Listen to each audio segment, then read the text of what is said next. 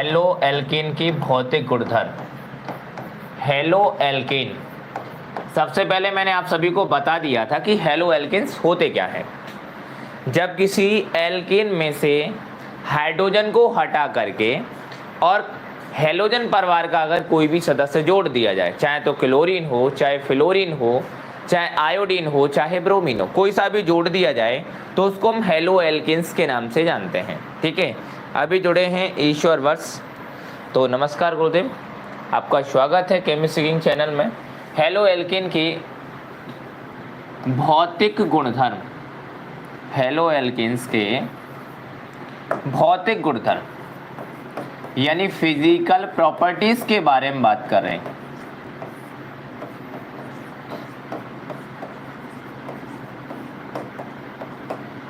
Halo alkanes के भौतिक गुणधर्म यानी physical properties of haloalkanes compound. ठीक है, अब हम इनमें बात करें हेलो एल्केन्स में, तो इनकी कई प्रकार के गुणधर्म होते हैं, क्योंकि भौतिक गुणधर्मों में सबसे ज़्यादा देखा जाता है कि पदार्थ किस कंडीशन का है, जल में घुल रहा है या नहीं घुल रहा है ना, इसका क्वथनांक कितना होता है, इसका घनत्व कितना होता है, इसका ये देखा जाता है कि किस पदार्थ में इसकी विलेयता ज़्यादा है, किस पदार्थ में इसकी विलेयता कम है, ये कैसी प्रकृति का होता है, ठोस होता है, द्रव होता है या गैस होता है। इन सभी चीज़ों के बारे में ठोस अवस्था में डिसाइड, मतलब भौतिक गुणों में डिसाइड किया जाता है। सॉरी, इस सभी के बारे में भौतिक गुणों के में अध्ययन किया जाता है। ठीक है, अगर हम भौतिक गुणों के बारे में अध्ययन करेंगे तो ये सारी चीज़ें हमें,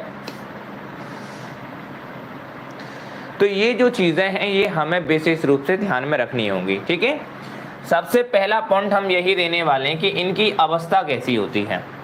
तो आप सभी प्यारे बच्चों को मैं बता दूं कि जो हेलो एल्केन्स होते हैं, जो सबसे पहले बोलते हैं जिनको निम्न सदस्य, मैं इनको 3 भागों में बांट देता हूं। सबसे पहला तो निम्न सदस्य,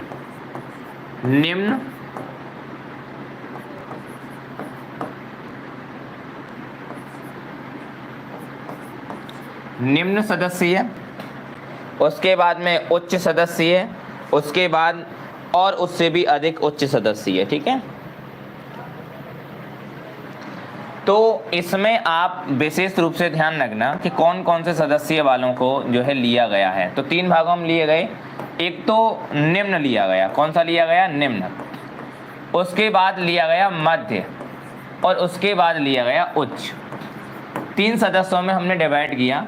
तो निम्न सदस्य जो होते हैं ये गैसेस होती हैं। ये क्या होती हैं, गैसेस होती हैं, यानी गैस फॉर्म में होते हैं, रंगहीन होते हैं, गंधहीन होते हैं और गैस होती हैं।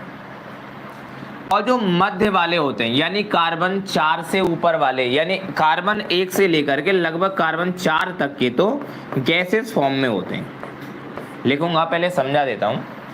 और कार्बन 4 से ऊपर वाले यानी 5 से लेकर के कार्बन 18 तक के जो तत्व होते हैं, जो यौगिक होते हैं, सॉरी तत्व नहीं, यौगिक जो होते हैं, वो आपके द्रव अवस्था में ज़्यादातर मिलते हैं, रंगहीन द्रव होते हैं।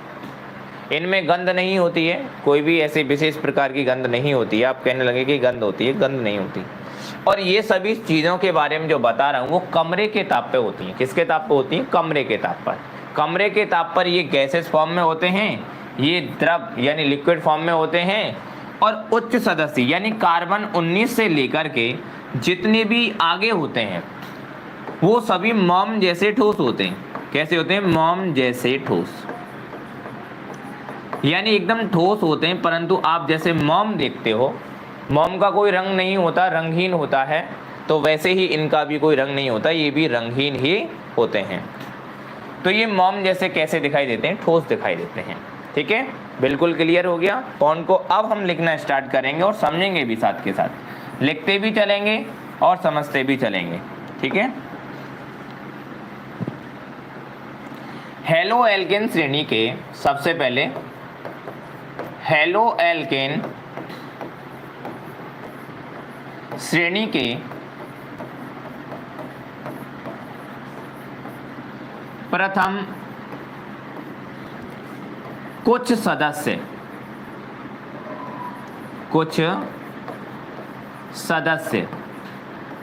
जैसे अगर बात करें हम कुछ सदस्यों के बारे में बात करें तो कुछ सदस्यों के नाम भी हम लिख देते हैं। जैसे सबसे पहले क्लोरोफॉर्म CH3Cl, भाई ये हेलो एल्किन में आता है। क्लोरोफॉर्म का आपने नाम भी सुना होगा, बहुत ज़्यादा इसका नाम होता है।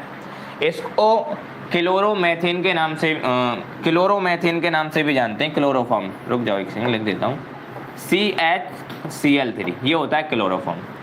दूसरा है अभी जो मैंने लिखा था CH3Cl, इसको मेथिल क्लोराइड बोलते हैं, है ना। ये हो गया मेथिल क्लोराइड, और ये होता है क्लोरोफॉर्म, इसको ट्राइक्लोरोमेथेन के नाम से जानते हैं। तो ये दोनों कैसे होते हैं, ये गैसेस कंडीशन में होते हैं। किस में होते हैं, गैस अवस्था में होते हैं। आगे देखो, जैसे C2H5Br यानी एथिल ब्रोमाइड हो गया। एथिल ब्रोमाइड किस कंडीशन में होता है, ये आपकी गैसेस कंडीशन में मिलता है। आप C2H5 और Cl ले लीजिए, एथिल क्लोराइड हो गया, ये भी गैस फॉर्म में होता है, ठीक है। CH3Br मेथिल ब्रोमाइड हो गया, ये भी गैस फॉर्म में होता है। ये सभी के सभी जितने के मैंने सभी के नाम बताए, ये सभी गैसीय अवस्था में होते हैं। तो हम कहेंगे हेलो एल्केन श्रेणी के प्रथम कुछ सदस्य, जैसे ये वाले, ठीक है, प्रथम कुछ सदस्य यानी ये सभी, जैसे ये वाला हो गया, ये हो गया, मतलब जिसमें कार्बन 1 है, इसमें भी कार्बन 1 था, इसमें 2 कार्बन थे, इसमें 2 थे, कहीं 3 कार्बन हो सकते हैं, किसी में 4 कार्बन होते हैं, ठीक है। गैसीय अवस्था में होते हैं, गैसीय अवस्था में होते हैं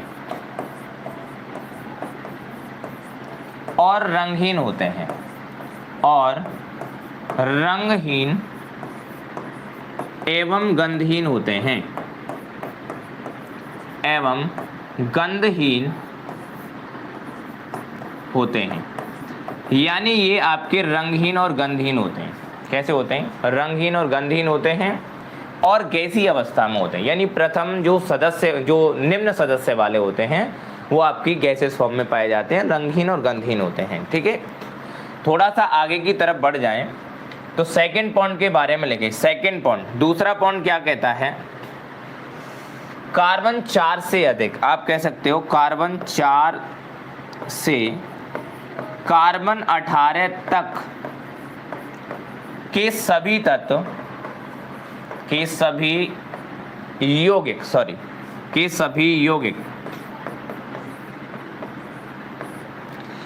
कार्बन 4 से कार्बन 18 तक के सभी यौगिक रंगहीन एवं गंधहीन द्रव होते हैं। कैसे होते हैं, रंगहीन एवं गंधहीन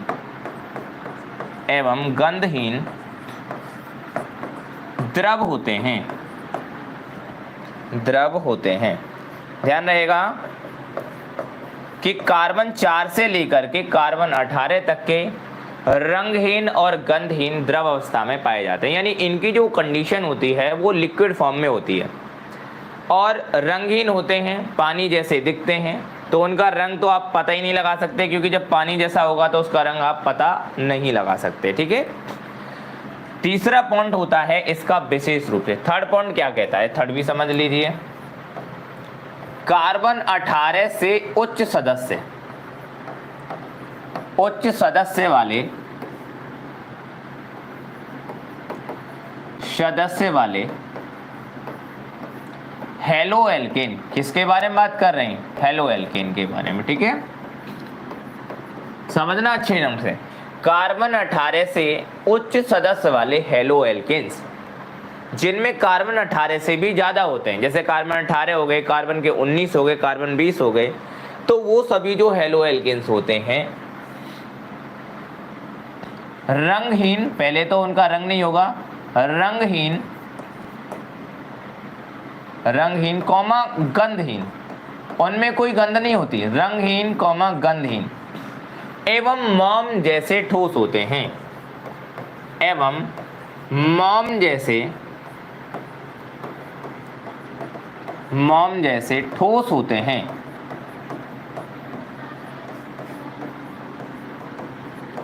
अगर हम बात करें इनका मतलब कैसी कंडीशन होती है, जैसे आपने मोम देखा होगा, मोमबत्ती आपके घर पे जरूर लाई होगी, उसका जो मोम होता है सेम वैसे ही दिखने में होते हैं, मोम जैसे ठोस कहलाते हैं। अब आप ये नहीं कह सकते कि वो मोम होता है, मोम नहीं होता, मोम जैसे ठोस होते हैं। बस ये बताया गया है कि उनको आप हाथों से भी क्या कर सकते हो, खोज सकते हो। अभी जुड़े हैं Krishna Malik, good evening sir, good evening.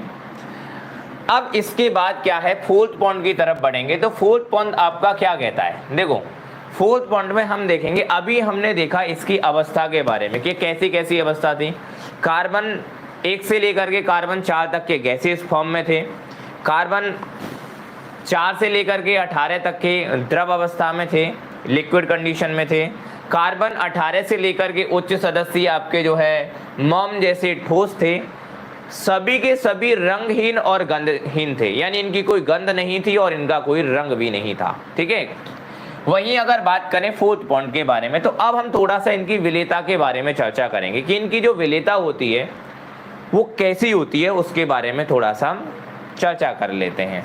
जैसे आप देखते हो कि इनकी विलेयता जो है वो जल में बहुत ज़्यादा कम होती है, यानी ये एक तो ये अल्प ध्रुवीय होते हैं। पहले बता दूं आप सभी को कि ये अल्प ध्रुवीय प्रकृति के होते हैं। कैसे होते हैं, अल्प ध्रुवीय। अभी जुड़े हैं रोबिन, जय हिंद ब्रो, जय हिंद मिस्टर रोबिन, और स्वागत है आपका केमिस्ट्री किंग चैनल में, और अच्छे से मन लगा करके सभी पढ़ें।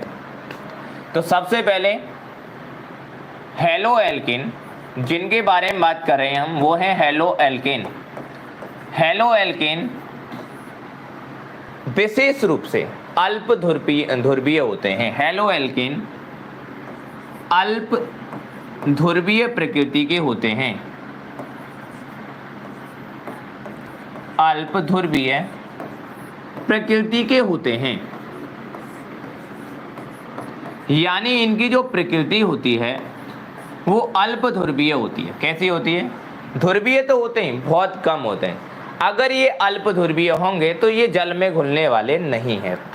ध्यान रखना कि अगर ये अल्प ध्रुवीय प्रकृति का है तो ये जल में नहीं घुलेगा, जल के साथ में हाइड्रोजन बॉन्ड नहीं बनाएगा। मेन रीजन यही होता है, जो यौगिक जल में जो कार्बनिक यौगिक जल में आसानी से घुल जाएगा तो समझ लेना कि वो हाइड्रोजन बॉन्ड बना रहा है, और लगभग करके 90% से ज़्यादा ऐसे कार्बनिक कंपाउंड होते हैं जो जल में नहीं घुलते, केवल कार्बनिक विलायकों में ही घुल जाते हैं, ठीक है। तो हम यहाँ क्या लिखने वाले हैं कि हेलो एल्किन अल्प ध्रुवीय प्रकृति के होते हैं।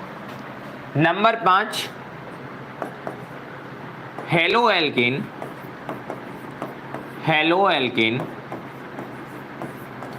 जल में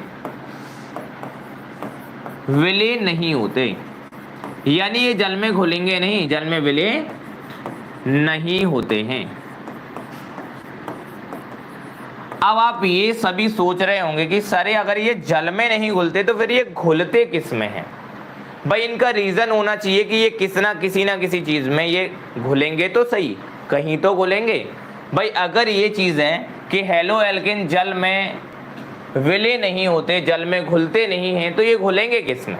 तो हेलो एल्किन्स जो होते हैं, छठवां पॉइंट डाल देते हैं, तो हम लिखेंगे हेलो एल्किन्स एल्कोहल ईथर, ठीक है, क्लोरोफॉर्म, एल्कोहल ईथर क्लोरोफॉर्म, और आप कह सकते हो कार्बन टेट्राक्लोराइड या कार्बनिक विलायकों में विलय होते हैं। मैं शॉर्ट में लिख देता हूं कि यह कार्बनिक विलायकों में विलय होते हैं। क्या लिख देते हैं कि यह कार्बनिक तो आप जानते हो जिनमें कार्बनिक यौगिक जिनमें कार्बन उपस्थित होता है, कार्बोनेट, बाइकार्बोनेट और साइनेट को छोड़कर, ठीक है। यह कार्बनिक विलायकों में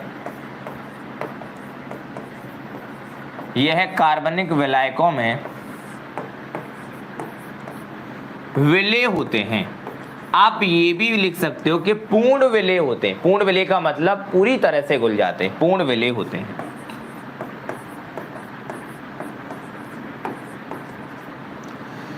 तो पूर्ण विलय हो गए। नंबर 7वां पॉइंट, 7वां पॉइंट में हम आपको एक चीज और बताना चाहेंगे कि इनके जो गलनांक और जो क्वथनांक होते हैं उसके बारे में थोड़ा चर्चा करते हैं ज़्यादातर हम क्वथनांक के बारे में चर्चा करेंगे पहले। जैसे अगर हम जैसे क्लोरीन का ही ले लें या फिर एल्केन के अकॉर्डिंग लें, तो एल्केन जो व्युत्पन्न होते हैं उनकी क्वथनांक हमेशा जो कम सदस्य कार्बन सदस्य होते हैं उनकी क्वथनांक ज़्यादा होते हैं। कैसे होते हैं? ज़्यादा होते हैं। जैसे प्राथमिक हेलो एल्केन्स है तो उसके क्वथनांक ज़्यादा होगा, द्वितीयक से ज़्यादा होगा, और तृतीयक का द्वितीयक से कम होगा। यानी कि सबसे ज़्यादा प्राथमिक हेलो एल्केन्स का जो क्वथनांक ज़्यादा होगा, उसके बाद उससे कम द्वितीयक का रहेगा और उससे कम तृतीयक का रहेगा। ठीक है, ये चीज़ आपको विशेष रूप से मैं एक एग्जाम्पल के थ्रू समझाना चाहूँगा। ठीक है, अभी जुड़े हैं जो है Hansraj Tomar, good evening sir, good evening. देखो 7वां पॉइंट थोड़ा सा आगे बढ़ा देते हैं क्योंकि नेक्स्ट जो है आपको काफ़ी चीज़ें मैं इसमें समझाने वाला हूँ। ठीक है,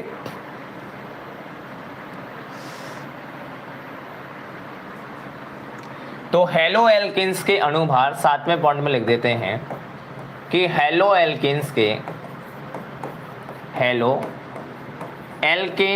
के अणुभार, हेलो एल्केन्स के जो क्या होते हैं अणुभार जो होते हैं संगत पैतृक।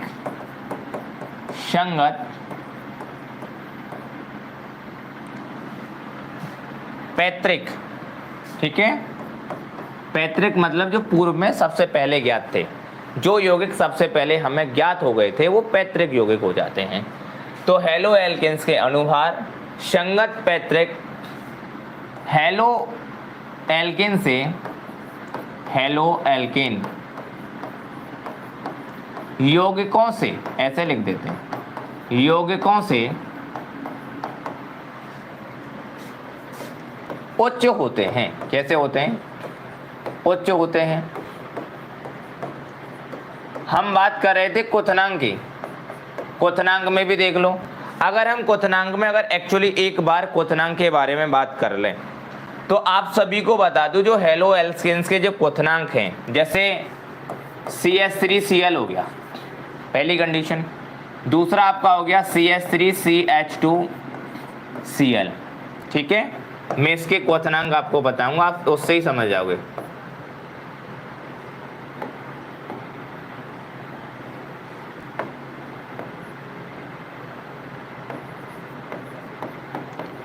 इनके भी क्वथनांक अभी बताऊंगा, उससे आप समझ जाओगे कि CH3Cl, CH3CH2Cl या फिर CH3CH2CH2Cl, ये जो यौगिक होते हैं इसका नाम भी लिख देता हूं। इसका नाम है मेथिल क्लोराइड या क्लोरोमेथेन। क्या बोल देते हैं? क्लोरोमेथेन। सामान्य नाम होता है इसका नॉर्मल जो है क्लोरोमेथेन बोल देते हैं इसको। ठीक है, नॉर्मल क्लोरोमेथेन, इसको नॉर्मल क्लोरोएथेन बोला जाता है, इसे प्रोपेन बोला जाता है। ये नॉर्मल है सभी के सभी। ठीक है, अब देखो 3 कंडीशन में ज़्यादातर ये पहले नाम लिखे जाते थे, जो है नॉर्मल, आइसो और नियो। नॉर्मल, आइसो और नियो कंडीशनें हुआ करती थी, पर अब नहीं है क्योंकि अब IUPAC पद्धति चल रही है। वैसे हम उनको पढ़ते हैं, पढ़ना भी जरूरी होता है। आप जब तक छोटी छोटी चीज़ें नहीं पढ़ोगे तब तक आप नहीं सीखोगे। मतलब सिलेबस में आपके में दे रखा है पर इतना फोकस में नहीं दिया गया है। अब इनके जो क्वथनांक हैं वो अगर हम देखें तो इसका क्वथनांक कम होगा इसके अकॉर्डिंग, इसका क्वथनांक कम होगा इसके अकॉर्डिंग, और इसका क्वथनांक कम होगा इसके अकॉर्डिंग। इसमें क्या है कि ये क्वथनांक के बढ़ते हुए क्रम में हो जाएंगे, क्योंकि इसका जो मेन जो क्वथनांक होता है वो 248.8 के आसपास होता है। CH3Cl का जो क्वथनांक होता है। वहीं अगर हम बात करें CH3Cl2Cl के बारे में तो इसका होता है 285 के आसपास होता है, 285.5, और जो तीसरा है उसका 319.4 के आसपास होता है, 319.4 होता है। यानी आप देख पा रहे हो कि इनकी क्वथनांक में क्या हो रही है? बढ़ोतरी हो रही है। जैसे जैसे कार्बनिक सदस्यों की संख्या बढ़ती जा रही है वैसे वैसे इनके क्वथनांक में वृद्धि होती चलती जाएगी। परंतु कुछ ऐसे जो है आगे आते हैं, अगर ज़्यादा सदस्य वाले आ जाते हैं तो कभी कभी क्वथनांक में कमी भी आपको देखने को मिल जाती है।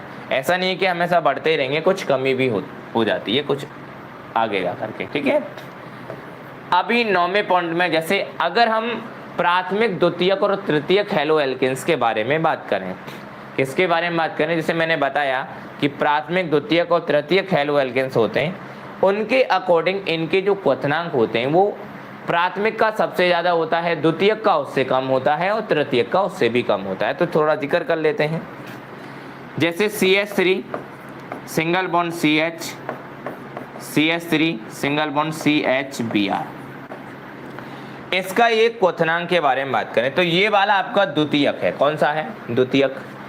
इससे पहले हम प्राथमिक को भी लिख लेते हैं, वहीं से स्टार्ट करेंगे प्राथमिक से। देखो थोड़ा सा चेंजिंग करते हैं, प्राथमिक ले लेते हैं। जैसे CH3 CH2 और CH2 और Br, ये ले लिया हमने। इसका नाम है ब्रोमोप्रोपेन। क्या नाम है? ब्रोमोप्रोपेन है। या फिर आप ब्रोमोब्यूटेन ले लीजिए। आप कहोगे सर एक और सदस्य बढ़ा लीजिए, तो एक और सदस्य बढ़ा लो, उसके आगे लिख लेना CH2Br। ये आपका हो गया प्राथमिक। कौन सा हो गया? प्राथमिक हैलो एल्केन्स। प्राथमिक हैलो एल्केन्स में एक चेन होती है और उसी चेन में केवल एक ब्रोमीन यानी एक हैलोजन सीधा सीधा एक कार्बन से जुड़ा होता है, जिससे एल्किल समूह जुड़ा हुआ होता है, ठीक है। मैंने पहले भी बताया था प्राथमिक, द्वितीयक और तृतीयक में बहुत अंतर आपको दिखाए थे। दूसरा आता है इसके बाद, अगर हम क्वथनांक के बारे में बात करें तो इसका जो क्वथनांक है वो ज़्यादा होगा। कैसा होगा? अधिक होगा। किसके अकॉर्डिंग अधिक होगा? अगर हम कोई 4 सदस्य ही अगर आइसो कंडीशन में ले लेते हैं, तो आइसो कंडीशन जैसे CH3 CH CH2 और Br, यहाँ पे CH3 लगा दें तो ये भी 4 सदस्य ही है। देखो 1 2 3 4 कार्बन है इसमें टोटल। इस वाले में 1 2 3 4 कार्बन है। ये नॉर्मल है, नॉर्मल ब्यूटेन में आता है और ये आइसो ब्यूटेन में आता है, क्योंकि 1 2 3 एक इसमें साइड चेन आ गई, ठीक है। अगर एक साइड से साइड चेन लगी होती है, पार्श्व श्रृंखला जुड़ी होती है, तो उसको हम आइसो बोलते हैं। क्या बोलते हैं? आइसो। अगर यही यहाँ से हट करके ये यहाँ आ जाता है, ये CH2 जो था वो यहाँ से यहाँ आएगा, तो ये एक प्रकार से आपका तृतीयक हैलो एल्केन्स कंपाउंड बन जाएगा।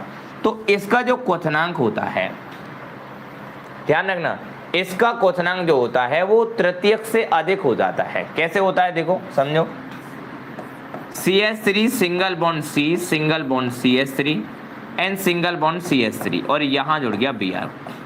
अब तीनों की कंडीशन आपको पता चल गई होंगी। ये तो आपका 1 डिग्री यानी प्राथमिक हो गया, ये आपका 2 डिग्री यानी द्वितीयक हो गया, और ये आपका 3 डिग्री यानी तृतीयक हो गया। तो तीनों आपके कंडीशन आपके सामने हैं, प्राइमरी, सेकेंडरी एंड टर्सरी। प्राथमिक, द्वितीयक और तृतीयक, इन सभी कंडीशनों को अगर आप देखो तो इनके जो क्वथनांक है वो भी मैं आपको बता देता हूं एक्चुअली में कितने कितने क्वथनांक होते हैं। इसका 372 के आसपास होता है, 372.6, ठीक है। कितना होता है? 372.6 इसका क्वथनांक यानी बॉइलिंग पॉइंट होता है। क्या होता है? Boiling point. ये इतने टेम्परेचर पर वाष्प अवस्था में आना प्रारंभ कर देता है। भाई आप कहने लगो कि क्वथनांक क्या होता है, तो आपको मैं बता दूं सिंपल शब्दों में, क्वथनांक एक ऐसा ताप होता है जिस ताप पर जो ठोस अवस्था वाला जो पदार्थ होता है वो गैसीय अवस्था में आना, ठोस वाला लिक्विड कंडीशन में आना स्टार्ट कर दे और लिक्विड वाला गैसीय कंडीशन में आना स्टार्ट कर दे। तो यहाँ पर वो जो ताप होगा वो आपका क्वथनांक कहलाएगा, यानी बॉइलिंग पॉइंट कहलाएगा, यानी जिस ताप पर वो उबल रहा है। ये हो गया। अगर हम इसके क्वथनांक के बारे में बात करें तो इसका जो क्वथनांक है वो 362 के लगभग में होता है। कितना होता है? 362, 362, 362 इसका क्वथनांक होता है। देखा जाए तो इसका क्वथनांक ज्यादा है इससे, तो द्वितीयक जो सेकेंडरी होते हैं उनका क्वथनांक प्राइमरी से कम होता है। और अगर हम इन दोनों में चर्चा करें तो इसका क्वथनांक 362 है और इसका होता है लगभग करके 345। कितना होता है? 345 होता है। तो इससे आपको पता चल रहा होगा कि सबसे कम टर्सरी का होता है और उससे अधिक होता है सेकेंडरी का और उससे अधिक होता है प्राइमरी का। यानी पहले नंबर पे आता है प्राथमिक, दूसरे नंबर पे द्वितीयक और तीसरे नंबर पर